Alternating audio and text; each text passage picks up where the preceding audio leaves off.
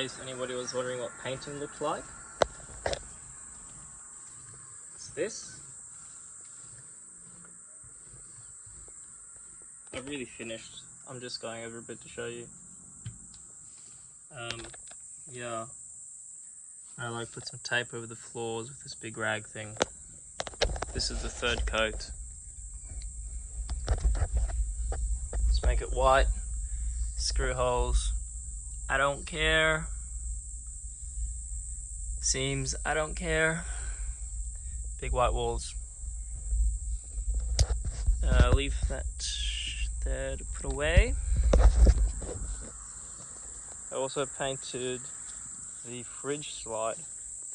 I got paint on the lens, man. Fridge slide worked. Can't believe it worked. Here she is. So this is all the correct way up now. The fridge will sit in the middle, so I'm not going to bother. Well, I will paint it now. I was just scared I was going to run out of paint. So there you go. It'll slide out and slides back in. Pretty swifty.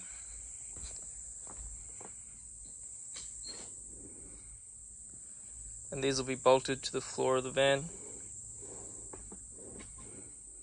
It's got 4 rails. 1, 2, 3, 4.